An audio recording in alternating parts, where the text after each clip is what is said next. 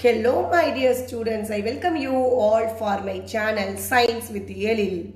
இன்னைக்கு நம்ம CBSE Class 12 Electrochemistryல Kohlraasch's lawக்கு அடுத்து இருக்கிற கான்செப்டான நம்ம Faraday's law of electrolysis பத்தி தான் பார்க்க போறோம்.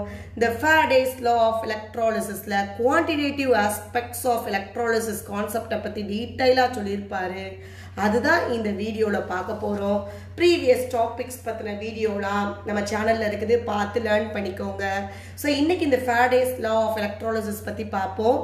நம்ம எப்படி எலக்ட்ரோலிசிஸ்னா நமக்கு என்னன்னு தெரியும் இல்ல? எஸ், எலக்ட்ரோலிசிஸ்னா என்ன? நம்ம என்ன எடுத்துக்கிடுவோம், ஒரு ஆனோடு.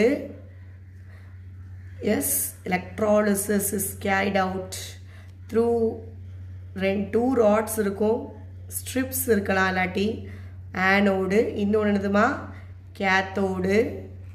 இது நெகட்டிவ் சார்ஜு, இது பாசிட்டிவ் சார்ஜு. இதில் வோல்ட் மீட்டர் வந்து கனெக்ட் பண்ணியிருப்போம். எஸ், தென் இங்கே எலக்ட்ரோலைட் இருக்கும். சும்மா ரஃபாக நான் ஐம் சேயிங், ஆல்ரெடி இதை பற்றி நிறையா பார்த்தாச்சு. எலக்ட்ரோலைட் இருக்கும்.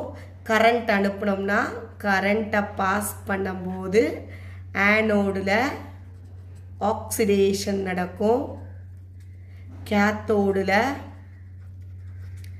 ரிடக்ஷன் நடக்கும். ஆமாம் தானே? கரண்ட்டை பாஸ் பண்ணும்போது எலக்ட்ரோலைசிஸ் அப்படின்ற ஒரு ப்ராசஸ் இங்கே கேரி அவுட் ஆகும். இங்கே இம்பியூர் மெட்டலு ஆனோடில், கேத்தோடில் பார்த்தீங்கன்னா பியூர் மெட்டலாக வந்து படியும், வந்து டெபாசிட் ஆகும். ஆமாம். ஸோ இதான் எலக்ட்ராலிசிஸ். ஸோ ஒரு ஆனோடு, ஒரு கேத்தோடு. ஆனோடில் ஆக்சிடேஷன், கேத்தோடில் ரிடக்ஷன். எலக்ட்ரோலைட்டிக் சொல்யூஷனில் டிப் பண்ணி வச்சுருக்கோம். கரண்ட்டை பாஸ் பண்ணும்போது இங்கே எலக்ட்ராலிசிஸ் நடக்கும். எலக்ட்ரான் கெயின் ஆகும், இடத்துல எலக்ட்ரான் வந்துட்டு எஸ் லாஸ் ஆகும்.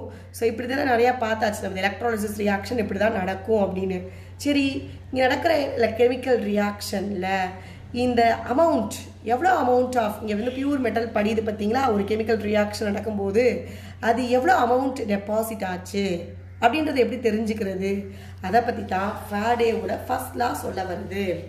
த amount of chemical reaction which occurs at any electrode, எந்த எலக்ட்ரோட்னாலும் சரி, அந்த எலக்ட்ரோடில் கெமிக்கல் ரியாக்ஷன் நடந்து some amount of some amount of element is deposited, இல்லை deposited, some amount of substance is deposited. அந்த டெபாசிட் ஆன அமௌண்ட்டு எலக்ட்ரோலிசிஸ் ப்ராசஸ் மூலமாக கரண்ட்டை பாஸ் பண்ணும்போது அது எதுக்கு ப்ரொப்போஷ்னலாக, நம்ம எவ்வளோ குவான்டிட்டி ஆஃப் எலக்ட்ரிசிட்டியை அது வழியாக பாஸ் பண்ணோம், அந்த எலக்ட்ரோலைட் வழியாக பாஸ் பண்ணோமோ அதுக்கு ப்ரப்போர்ஷ்னல் அப்படின்னு சொல்கிறாங்க. நம்ம கரண்ட்டை எவ்வளோ அனுப்பினோமோ அந்த அளவுக்கு தான் அங்கே கெமிக்கல் ரியாக்ஷன் நடந்திருக்கும். ஸோ அந்த அளவுக்கு அங்கே கெமிக்கல் ரியாக்ஷன் நடந்து அந்த கரஸ்பாண்டிங் எலக்ட்ரோடில் போய் அங்கே அந்த சப்ஸ்டன்ஸ் டெபாசிட் ஆகிருக்கும். இதுதான் ஃபாரடேவோட ஃபர்ஸ்ட் லா. ஒன்றுமே இல்லை, நான் கரண்ட்டை எவ்வளோ அமௌண்ட்டு நான் பாஸ் பண்ணுறனோ எலக்ட்ரோலைட் வழியாக அந்த அளவு தான் கெமிக்கல் ரியாக்ஷன் நடந்து அந்த எலக்ட்ரோடில் அங்கே உள்ள சப்ஸ்டன்ஸ் அவ்வளோ அமௌண்ட் டெபாசிட் ஆகிருக்கும் அப்படின்னு சொல்கிறாரு ஃபாரடேவோட ஃபர்ஸ்ட் லா. ஓகேங்களா? செகண்ட் லாவில் என்ன சொல்ல வர்றாருன்னா, இப்போது இது ஒரே ஒரு ஒரே ஒரு ரியாக்ஷனை பற்றி மட்டும்தான் பேசுகிறோம், ஒரே ஒரு கெமிக்கல் ரியாக்ஷன் பற்றி மட்டும்தான் பேசுகிறோம். ஒரே ஒரு எலக்ட்ரோலைட் வழியாக மட்டும்தான் கரண்ட்டை பாஸ் பண்ணும்போது சொல்கிற கான்செப்ட் தான் ஃபர்ஸ்ட் லா. சப்போஸ் நம்ம டிஃப்ரெண்ட் எலக்ட்ரோலைட்டிக் சொல்யூஷன் வழியாக, டிஃப்ரெண்ட் எலக்ட்ரோலிட்டிக் சொல்யூஷன், ஒரு 2-3 எலக்ட்ரோலைட்டிக் சொல்யூஷன் இருக்குன்னு வச்சுக்கோங்களேன், அது வழியாக நம்ம கரண்ட்டை சேம் குவான்டிட்டி அளவே பாஸ் பண்ணலாம்.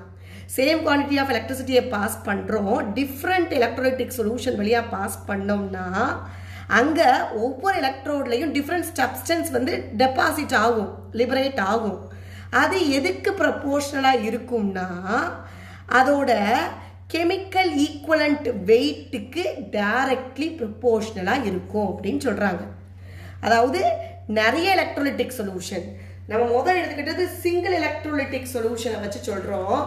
ஆனால் இப்போ நிறைய எலக்ட்ரோலைட்டிக் சொல்யூஷன் இருக்குது. அந்த சொல்யூஷன் வழியாக நம்ம பாஸ் பண்ணுற கரண்ட் வந்து சேம் குவான்டிட்டியாக இருக்கும். பட் சேம் குவான்டிட்டியாக இருக்கும்போது அவங்க ஒவ்வொரு எலக்ட்ரோடுலையும் என்ன செய்யும் அப்படின்னா சப்ஸ்டன்ஸ் வந்து லிபரேட் ஆகும் ஆர் டெபாசிட் ஆகும். அப்படி ஆகுறது எதுக்கு டைரக்ட்லி ப்ரப்போர்ஷனலாக இருக்கும் அப்படின்னு நீங்கள் பார்த்தீங்கன்னா அதோட கெமிக்கல் ஈக்குவலண்ட் வெயிட்டுக்கு டைரக்ட்லி ப்ரப்போர்ஷனலாக இருக்குமா. இதுதான் ஃபாரடேயோட செகண்ட் லா. நம்ம பார்த்தோன்னா அந்த டயக்ராம் மட்டும் இதில் பாருங்கள் இந்த புக்கில். எஸ், இது பார்த்தீங்கன்னா டிஃப்ரெண்ட் எலக்ட்ரோலைட்டிக் சொல்யூஷன். இது நிக்கல் சல்ஃபேட், இது காப்பர் சல்ஃபேட், இது கோபால்ட் சல்ஃபேட்.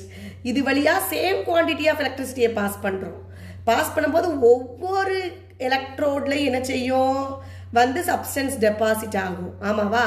ஸோ அது எதுக்கு அதோட அந்த டெபாசிட் ஆன சப்ஸ்டன்ஸோட அமௌண்ட்டு எதுக்கு ப்ரப்போர்ஷனலாக அதோட எதுக்கு கெமிக்கல் ஈக்குவலண்ட் வெயிட்டுக்கு டைரக்ட்லி ப்ரப்போர்ஷனல் அப்படின்னு சொல்கிறாங்க. கெமிக்கல் ஈக்குவலண்ட் வெயிட்னா என்னது? அதுதான் இது atomic mass of the metal. அந்த மெட்டலோட அட்டாமிக் மாஸ் டிவைடட் பை அது ரெடியூஸ் ஆகுறதுக்கு what is mean reduction. Reduction is gaining of electron. அதுக்கு கெயின் எலக்ட்ரான் அங்கே ரெடியூஸ் ஆகணும் cation. For example if you take sodium அப்படின்னா இது ரெடியூஸ் ஆகிறதுக்கு சோடியம் அயானா இருக்குது அப்படின்னா ரெடியூஸ் ஆகிறதுக்கு இட் நீட்ஸ் 1 எலக்ட்ரான். அப்போ தான் சோடியமாக மாறும். ஸோ இது காப்பராக இருந்துச்சுன்னா காப்பர் 2+ இருக்குன்னா அப்போ it needs 2 electrons to be reduced as copper இல்லை. ஸோ அப்போ நம்பர் ஆஃப் எலக்ட்ரான்ஸ் ரெக்வயர்டு எவ்வளோ வேணும் அந்த கேட்டையான ரெடியூஸ் பண்ணுறதுக்கு. இவங்க 2 பேருக்கு இடையில உள்ள ரேஷியோ தான் இந்த கெமிக்கல் ஈக்குவலண்ட் வெயிட். ஓகேங்களா?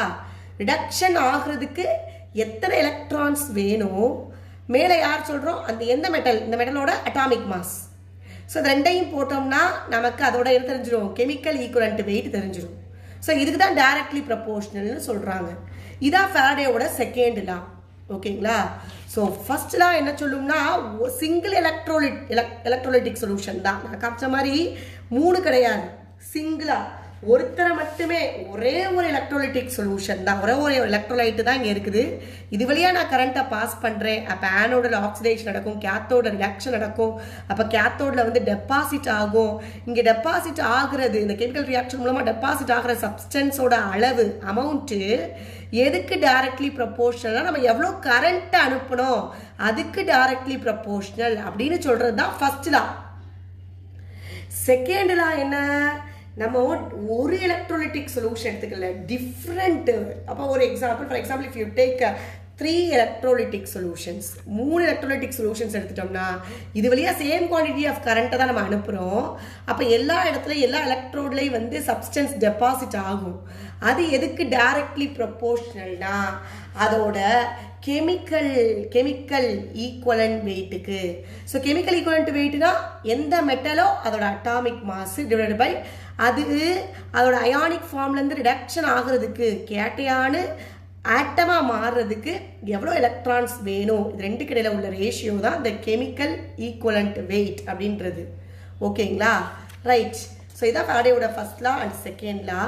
ஃபாரடே டைமில் பார்த்தீங்கன்னா அங்கே அப்போது நோ கான்ஸ்டன்ட் கரண்ட் இருக்காதான். கரண்ட்டை பாஸ் பண்ணி தான் நம்ம எலக்ட்ரோலிசிஸ் பண்ணுறோம். அப்போது கான்ஸ்டன்ட் கரண்ட் அங்கே இருக்காதான். அப்போ கான்ஸ்டன்ட் கரண்ட்னா என்னது? நம்ம அனுப்புகிற சப்ஸ்டன்ஸோட அதோட ரெசிஸ்டன்ஸை விட நம்ம கரண்ட் அனுப்புகிற படிக்கிற சிஸ்டத்துக்கு அதோட ரெசிஸ்டன்ஸ் அதிகமாக இருக்கணும். அதான் கான்ஸ்டன்ட் கரண்ட் அப்படின்னு சொல்கிறது. ஸோ இந்த கான்ஸ்டன்ட் கரண்ட்டு அப்போ அவர்கிட்ட இல்லை. ஸோ அப்போ அவர் கூலும் மீட்டர் அப்படின்ற ஒன்றை வச்சு தான் இதெல்லாமே டிட்டர்மைன் பண்ணியிருக்காரு. சரியா? எவ்வளோ டெபாசிட் ஆகிருக்குது மெட்டல், அமௌண்ட் ஆஃப் டெபாசிட்டட் மெட்டல் எவ்வளோ கன்சியூம் ஆகிருக்குது அப்படின்றத கண்டுபிடிச்சிருக்காரு. நமக்கு தெரியும் Q equal to what? Charge. Q is nothing but charge, I is current, T is time in second. Q equal to IT. இதெல்லாம் 10th grade நம்ம படிச்சிருப்போம். ஸோ இப்போ ஒரு சில்வர் எடுத்துக்கிறோமே, சில்வர் அயான் சில்வராக டெபாசிட் ஆகணும்னா ரிடக்ஷன் ஆகணும்னா அதுக்கு 1 mole ஆஃப் எலக்ட்ரான் வேணும். 1 mole of electron is required for the reduction of 1 mole of silver ion. ஆமாம் தானே? ஸோ நமக்கு தெரியும் we know that ஒரு எலக்ட்ரானோட சார்ஜ் என்னது 1.6021 into 10⁻⁻19 கூலும். இது வந்து ஒரு எலக்ட்ரானோட சார்ஜ். அப்போ charge of 1 mole of electron, ஒரு எலக்ட்ரானோட சார்ஜ் இதுனா 1 mole ஆஃப் எலக்ட்ரானோட சார்ஜ் எப்படி கண்டுபிடிக்கிறது? அவோகேட்ரோ நம்பரால் மல்டிப்ளை பண்ணிடணும். இந்த ஒரு எலக்ட்ரான் வேல்யூவை. So Na is nothing but Avogadro number. Avogadro number என்னது 6.023 × 10^23 மோல் பவர் -1. ஸோ இதால அந்த ஒரு எலக்ட்ரானை நம்ம மல்டிப்ளை பண்ணிடும். Charge of the one electron அதை கூலும்ல சொல்லணும் சார்ஜ்ன்றப்போ. இது மோல் -1ல வரும். ஸோ இவங்க ரெண்டு பேரையும் மல்டிப்ளை பண்ணோம்னா we get the answer as 96,487 coulomb அப்படின்னு வரும். ஓகேங்களா, மோல் பவர் -1. அப்போ ஒரு ஃபாரடேனா நம்ம சிம்பிளா அப்ராக்சிமேட்டா எப்படி சொல்லலாம், 96,500 கூலும் மோல் பவர் -1 அப்படின்னு சொல்லலாம். அதைத்தான் நம்ம வந்து 1 ஃபாரடே அப்படின்னு சொல்றோம். இந்த எலக்ட்ரிசிட்டியை தான் என்னன்னு சொல்றோம், 1 ஃபாரடே அப்படின்னு சொல்றோம். இதோட சிம்பிள் என்னது, F. அப்போ 1 Faraday equal to 96,500 coulomb mole power -1. அப்போ இங்கே ஒரு எலக்ட்ரானுக்குனா 1 ஃபாரடே நமக்கு வேணும். அப்படின்னா தான் அது சில்வர் வந்துட்டு சில்வரா ரெடியூஸ் ஆகும்.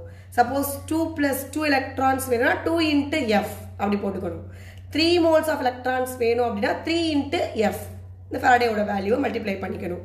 ஸோ அப்படித்தான் நம்ம என்ன செய்கிறோம் அப்படின்னா கேட்டையான்ஸ் ரிடக்ஷன் பண்ணுறோம் மெட்டலா, பியூர் மெட்டலா. ஓகேங்களா, ஸோ இதுதான் ஃபாரடேவோட first law and second law பற்றின டீடைல்டு இன்ஃபர்மேஷன். ஸோ இப்படி தான் குவான்டிடேட்டிவ் ஆஸ்பெக்ட்ஸ் ஆஃப் எலக்ட்ரானிக்ஸை ஃபாரடே நமக்கு சொல்லியிருக்காரு. Very important public exam point of வியூவில் இதை பேஸ் பண்ணி ப்ராப்ளம் கேட்பாங்க. கீழே இருக்குது, அதை பார்த்து தெரிஞ்சுக்கலாம் நீங்கள். சரிங்களா, ஸோ வெரி இம்பார்ட்டன்ட். நல்லா லேர்ன் பண்ணிங்க. டவுட் இருந்தால் கமெண்ட் பாக்ஸில் சொல்லுங்கள். நெக்ஸ்ட் ஒரு வீடியோவில் டீட்டெயில்டாக வேறு ஒரு டாபிக் பற்றி பார்ப்போம். லைக் பண்ணுங்கள், கமெண்ட் பண்ணுங்கள், ஷேர் பண்ணுங்கள், சப்ஸ்கிரைப் பண்ணுங்கள். தேங்க்யூ.